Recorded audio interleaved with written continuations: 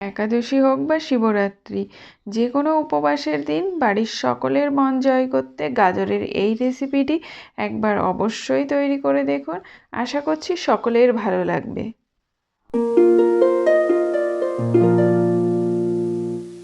তো গাজরের এই রেসিপিটি তৈরি করার জন্য আমি প্রথমেই কড়াইতে দিয়ে দেব ঘি।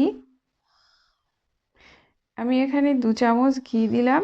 ঘিটাকে ভালো করে গরম করে নেব।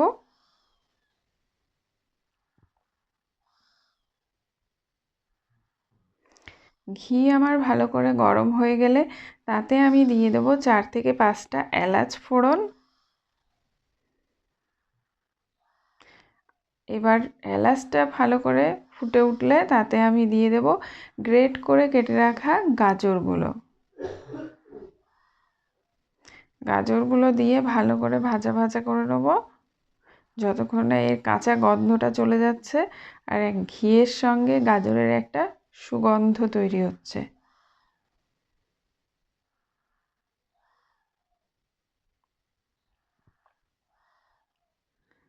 দেখুন গাজরটা কিন্তু আমার প্রায় ভাজা হয়ে গেছে।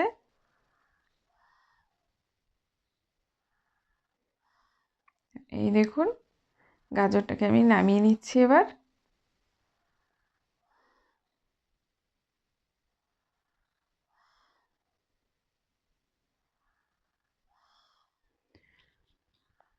গাজরটা নামিয়ে নিয়ে তাতে আমি দিয়ে দেব দুধ।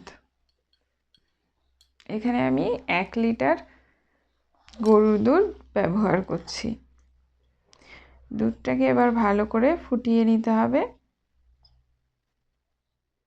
দেখুন দুধটাকে আমি ভালো করে ফুটিয়ে নিয়েছি। এবারেতে আমি এখানে দিয়ে দিলাম 2 চামচ মতো সাবু। আগে থেকে আমি ভিজিয়ে রেখেছিলাম, সেই সাবুটা আমি দিয়ে দিচ্ছি।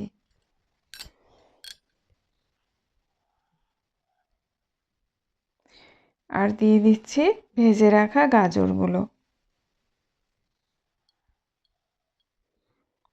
এবার ভালো করে মিশিয়ে নেব।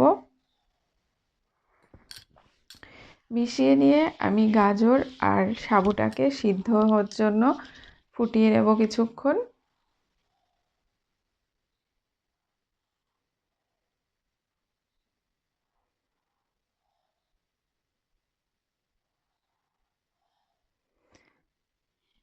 তো গাজর আর সাবু আমার সিদ্ধ হয়ে গেছে।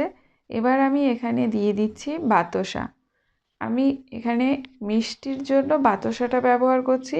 আপনারা চাইলে বাতাসার জায়গায় চিনি ব্যবহার করতে পারেন।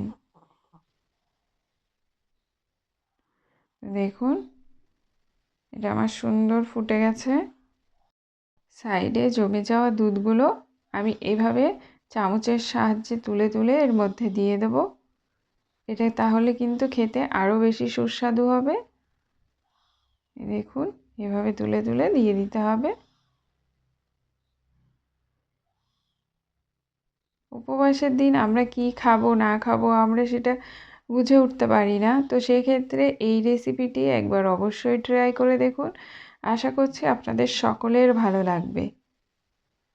আর আমার রেসিপিগুলো যদি আপনাদের ভালো লাগে তাহলে অবশ্যই আমার চ্যানেলটিকে সাবস্ক্রাইব করে আমার পাশে থাকবেন আরও নিত্য নতুন রেসিপি পাওয়ার জন্য।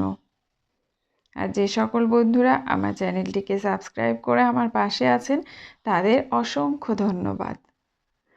তো দেখুন এটা কিন্তু প্রায় রেডি হয়ে এসেছে। এর মধ্যে এবার আমি দিয়ে দিচ্ছি কেটে রাখা ড্রাই ফ্রুটসগুলো। এখানে আমি ব্যবহার করেছি কাজু, কিশমিশ আর আমন্ড। আর দিয়ে দিচ্ছি বাড়িতে তৈরি মাওয়া বা খোয়া ক্ষীর। আর দিয়ে দিচ্ছি সামান্য একটু এলাচ গুঁড়ো। দিয়ে এবার ভালো করে মিশিয়ে নেব।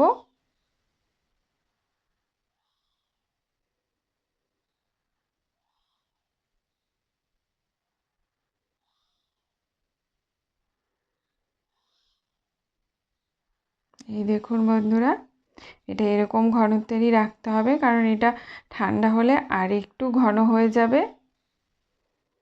তো দেখুন দেখতেই দেখতে তৈরি হয়ে গেল আমার আজকের রেসিপি। তো রেসিপিটি আপনাদের কেমন লাগলো অবশ্যই কমেন্ট করে জানাবেন। দেখা হবে আরেকটি নতুন রেসিপির সঙ্গে, ততক্ষণের জন্য টাটা।